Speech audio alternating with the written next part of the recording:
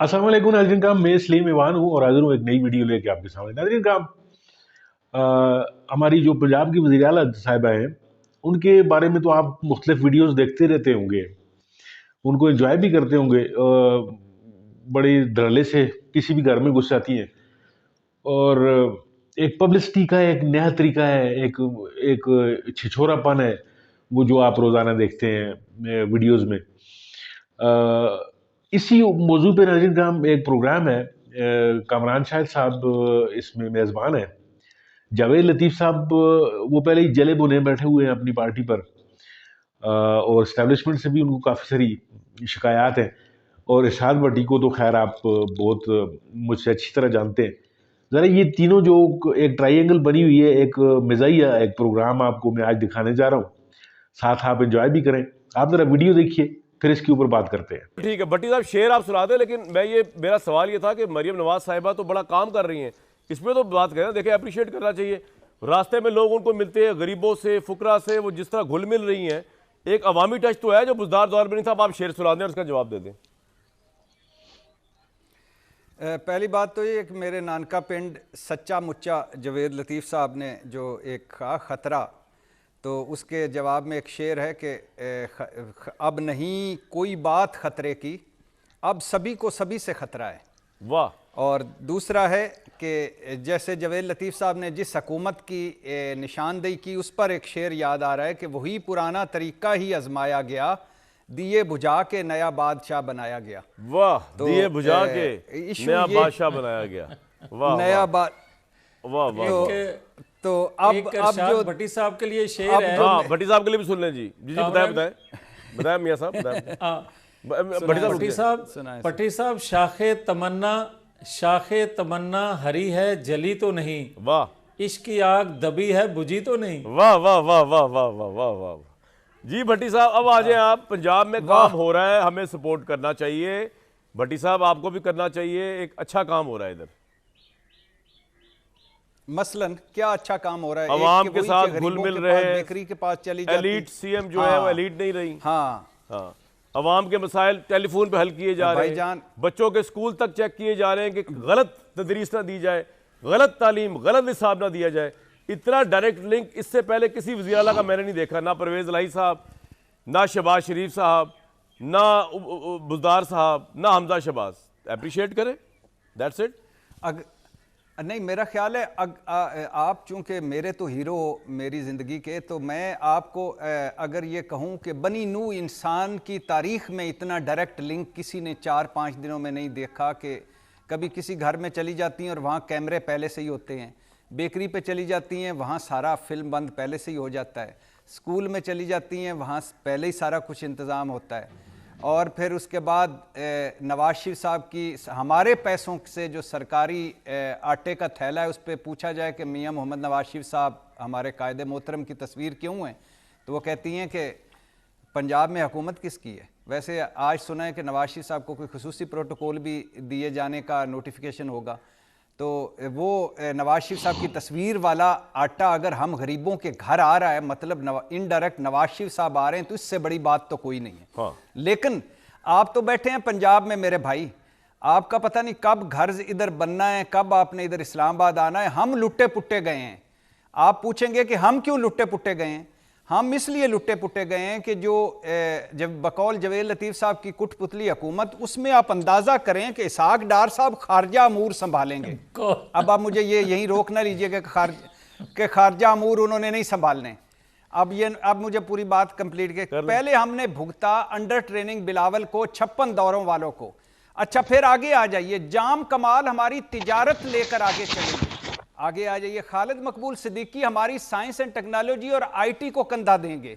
आगे आ जाइए, राना तनवीर साहब सनतो पैदावार को बढ़ाएंगे और इस मुल्क को खुशहाल करेंगे।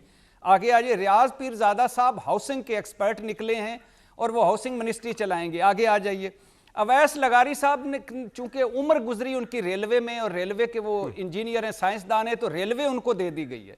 आगे आ जाइए, सालिक हुसैन साहब जो मशकूक सीट, चलो वो रहने दीजिए, समंदर पार पाकिस्तानीज और इंसानी हकूक उनके ज़िम्मे हैं। علیم خان صاحب نجکاری اور آج پوائنٹ آ گیا جی آپ کا. وہ خوش نصیب ہیں کہ آپ کو تو کوئی وزیر پسند ہی نہیں آ رہا آخری سن لیجیے, بڑا مزے کا ایک پوائنٹ ہے, بڑے مزے کا ایک پوائنٹ ہے. آج چیمہ صاحب پی ڈی ایم 1 میں بھی تھے, نگران حکومت میں بھی تھے, پی ڈی ایم 2 میں بھی ہیں, اور اقتصادی امور ہمارے دیکھیں گے. اب ہم لٹے پٹے گئے ہیں بھائی. جویل لطیف صاحب کو کسی مخصوص نشست سے ایم این اے بناؤ, ان کو ادھر بھجواؤ تاکہ ہماری یہ ایم این اے بن بھی جائے نا, پورا پنڈ بھی وہ ہے نا مر جائے, میاں صاحب نے حکومت میں نہیں آنا. اب یہ میں دونوں میاں صاحب کی بات کر رہا ہوں. اس وقت یہ الیکشنز کا سارا ماحول بنا تھا, نواز شریف صاحب تشریف لائے تھے. ایک بہت سے لوگوں کو امید تھی کہ ایک نیشنل لیول کی لیڈرشپ ہے. چلیں عمران خان تو خیر اپنی حرکتوں کی وجہ سے اندر پہنچ گئے, تو ایک دوسری نیشنل لیول کی لیڈرشپ نواز شریف صاحب کی ہے. لیکن میاں جاوید لطیف صاحب, میاں صاحب کے لیے رزلٹ ان ایکسپیکٹڈ تھا, ڈس اپوائنٹنگ تھا. ابھی جو سارا گورنمنٹ جس طرح چل رہی ہے, جس طرح کی بنی ہے فارمیشن, مطلب اس میں مزید کیا کہنا, آپ خود بھی مان رہے ہیں کہ آپ کی سادہ اکثریت ہی نہیں تھی, حکومت نظر ہی نہیں آ رہی. تو اس میں نواز شریف صاحب کیا سوچتے ہوں گے, یا کیا اگر آپ کی ان سے ملاقاتیں ہوئی ہوں یا ملاقات ہوئی ہو, واٹ از ہز ٹیک؟ ان کا کوئی رول اب رہ گیا ہے پلے کرنے کے لیے سیاست کے اندر؟ حالانکہ میں تو چاہتا ہوں ان کا ہو, ہی از اے ویری ایکسپیرینس. جی سر, جی سر. کامران اگر اجازت دیں تو جو تیسرے ہمارے گیسٹ ہیں انہوں نے فرمایا تھا کہ تاجر, سارے تاجروں کے بارے میں میں معذرت سے ذرا کہوں گا کہ سارے تاجر ایک جیسے نہیں, اس میں کچھ گنجائش نکال لیں. دوسری بات انہوں نے کی, آپ نے شاید کی, کہ بات چیت کا راستہ جو شہباز شریف حکومت بنی تو ان کو فوری طور پہ شروع کرنا چاہیے تھا. میں نے نہیں کی, جیل کے قیدی کے ساتھ بھٹی صاحب نے کی, اور وہ تیسرے جو بھٹی, جی ایسا ہی ہوگا. دوسرا جی میری گزارش ہے کہ شاید یہ بھول رہے ہیں, 2018 میں جب عمران خان حکومت میں تھے تو سب سے پہلے آفر تمام سیاسی جماعتوں نے کی, جو کہہ رہی تھیں کہ انتخابات میں دھاندلی ہوئی, مگر اس کے باوجود وہ کہہ رہے تھے کہ آئیں بیٹھ کے بات کریں تاکہ معیشت کو, پاکستان کو دیگر جو چیلنجز ہیں. اب آپ جیتے ہوئے اب آپ آفر کر سکتے ہیں, وہ یہ کہنا چاہ رہے ہیں. جی فرمائیں میاں صاحب. اچھا ایک سیکنڈ, میرے بھائی بات سن لیں. ہارا ہوا آفر کر رہا تھا مگر جیتا ہوا آفر قبول کرنے کو تیار نہیں تھا. یہ بھی ذرا ذہن میں ضرور رکھ لیا کریں. آج آپ جو بات کر رہے ہیں, آج کی بات آپ کہہ رہے ہیں کہ کتنے وہ با اختیار ہیں. یقیناً آپ جو بات کہہ رہے ہیں اس وقت وہ با اختیار تھے, آج اس طرح با اختیار نہیں. وجہ 9-10 مئی کا ملزم جو ہے وہ ریاست کا ملزم ہے, اس کے ساتھ بات چیت کرنے سے پہلے تمام سٹیک ہولڈر جو ہیں ان کو آن بورڈ کرنا لازم ہے. یہ ذہن میں رہنی چاہیے. بالکل ٹھیک. دوسرا میری بات آپ کی خدمت میں یہ ہے کہ جس اسمبلی میں آپ نے فرمایا کہ کوئی اسپیشل سیٹ پہ میں چلا جاؤں, میں اللہ کا شکر ادا کرتا ہوں کہ ایسی اسمبلی جس کے تقدس یہ ہو کہ اس کے حال میں ایک شخص سگریٹ پی رہا ہو اور ایک شخص اس طرح کی گفتگو وہاں فرما رہا ہو کہ نہ کوئی ڈیلیور کرنے کی ضرورت رہ گئی وہاں, نہ کوئی گورننس شو کرنے کی وہاں ضرورت رہ گئی, اور کے پی کا چیف منسٹر یہ کہہ رہا ہو بجائے یہ کہے کہ میں بہتر پرفارم کروں گا, بہتر گورننس کروں گا, وہ کہہ رہا ہو میرا حصہ ایتھے رکھ. یہ بڑک بازی کے جو مقابلے ہو رہے ہیں اس میں ریاست کو, اس میں قوم کو نواز شریف صاحب کا کیا رول رہ گیا سر؟ میں یہ پوچھنا چاہ رہا تھا آپ سے بڑی دیر سے, آپ نے اس کا بتایا نہیں مجھے, باقی باتیں تو آ گئی ہیں. ناظرین کرام, آپ نے ویڈیو ملاحظہ کی, آپ نے جیسے دیکھا کہ ارشاد بھٹی صاحب جو ہیں وہ آج بڑے فنی جولی موڈ میں تھے. انہوں نے کچھ شعر و شاعری بھی سنائی, اور پھر کامران شاہد کو تو آپ جانتے ہیں ان کا تو کام یہ ہے کہ وہ جوگتے لگانا اور مہمانوں کو لڑانا آپس میں. لیکن بہرحال آج کے شو میں انہوں نے بڑی بذلِ سنجی سے کام لیا, اور بڑی یعنی ایک شگفتہ سا ماحول بنا ہوا تھا پروگرام میں.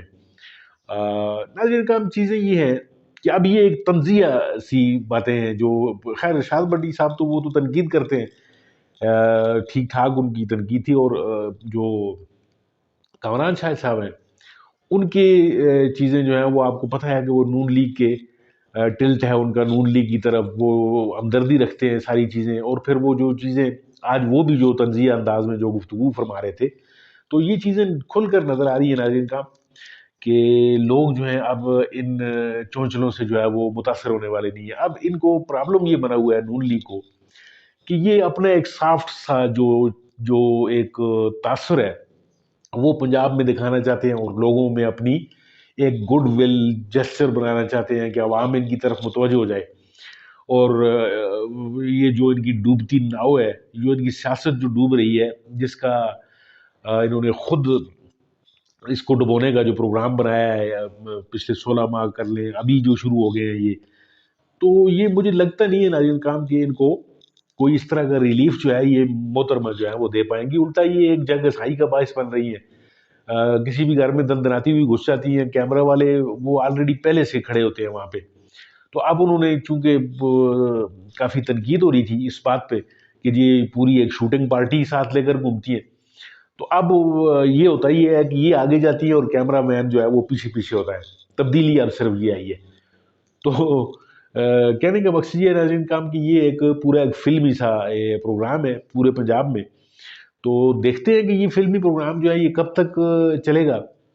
اصل میں جو چیز، اور دوسرا وہ آٹے کے تھیلے، پھر اس کے اوپر وہ جو تھوبڑا رکھ کے جو ہے وہ ان کو دیا جا رہا ہے، تو اس مطلب یہ آٹے کے تھیلوں کو جو ہے وہ بھی وہ آپ نے کی ویڈیوز دیکھی ہوگی، وہ لوگ کہتے ہیں کہ جی یہ آٹے کے تھیلے بھی خدا نخواستہ اس سے کوئی مولوی صاحب سے کوئی یہ مسئلہ پوچھ رہا تھا کہ جی یہ نواز شریف صاحب ہیں، انہوں نے قوم کا پیسہ لوٹا ہوا ہے اور ان کی تصویر جو ہے وہ اگر کسی آٹے کے تھیلے پر ہو تو کیا وہ آٹا کھانا جو ہے وہ رمضان میں جائز ہے یا نہیں.